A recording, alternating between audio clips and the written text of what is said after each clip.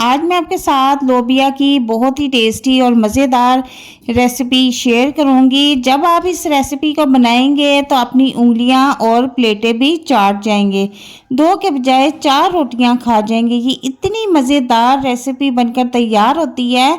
तो यहाँ पर मैंने 1 पाव लोबिया ले लिए थे, जो कि मैंने 1 घंटे से भिगो कर रखे हुए हैं। तो चलते हैं रेसिपी की तरफ, स्टार्ट करते हैं। बिस्मिल्लाहिर्रहमानिर्रहीम। यहाँ पर पानी मैंने बॉईल कर लिया था और उसमें मैंने 1 पाव लोबिया जो भिगो के रखे हुए थे वो बॉईल करने के लिए डाल देंगे। टेस्ट के मुताबिक नमक ऐड कर देंगे और आधी चम्मच हल्दी भी इसमें ऐड कर देंगे। तो हम इसको क्यों बॉईल कर रहे हैं, इसलिए कर रहे हैं कि ये लोबिया जो होता है थोड़ा सा बादी होता है और बॉईल करने से इसका जो पानी है वो हम ज़ाया कर देंगे और इस तरह से लोबिया का जो बादीपन होता है वो थोड़ा सा कम हो जाता है और बहुत ही टेस्टी ये रेसिपी बनकर तैयार होती है। ठीक है, और अब यहाँ पर हम चूल्हे का फ्लेम ऑफ कर देंगे और इसका पानी जो है वो ज़ाया कर देंगे।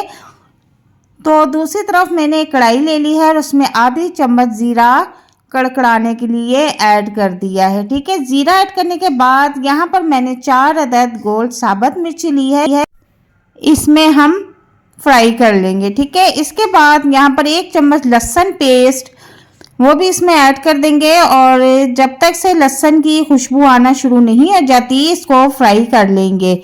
अच्छा, लहसुन फ्राई करने के बाद मैं इसमें 2 अदद बड़े साइज़ के मैंने प्याज लिए थे जो कि बारीक चॉप कर लिए थे, वो इसमें ऐड कर देंगे और इसको फ्राई कर लेंगे। लहसुन को हमने हल्का सा नरम होने तक पकाना है।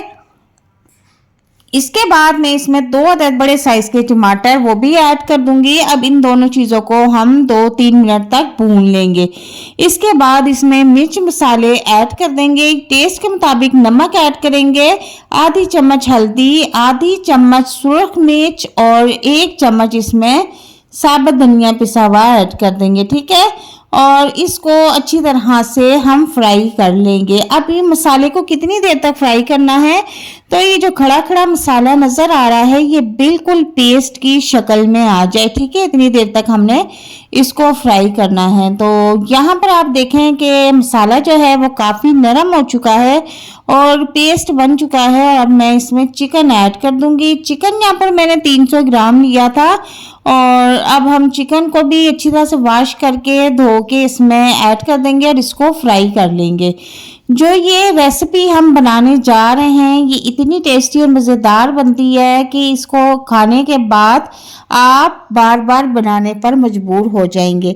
तो यहाँ पर चिकन को हमने अच्छी तरह से फ्राई करना है। तो यहाँ पर आप देखें कि ये मैंने काफ़ी देर तक फ्राई किया है, तकरीबन 8 से 10 मिनट तक मैं इसको फ्राई करती रही हूँ। इसके बाद हम बॉयल लोबिया जो हमने बॉईल करके रखे हुए थे वो इसमें ऐड कर देंगे। अब इन दोनों चीज़ों को हमने खूब अच्छी तरह से भूनना है।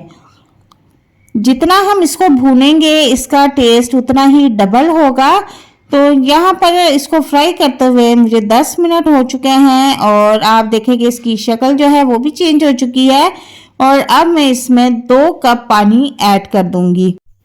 और आपसे एक छोटी सी गुजारिश है कि अगर आप मेरे चैनल पर नए हैं तो काइंडली मेरे चैनल को सब्सक्राइब कर दें, बेल आइकन को प्रेस कर दें ताकि मेरी आने वाली मज़े की वीडियो आप तक पहुंचे। तो यहाँ पर 2 कप पानी ऐड कर दिया था और बॉईल आना शुरू हो गया है, तो इसको कवर कर देंगे।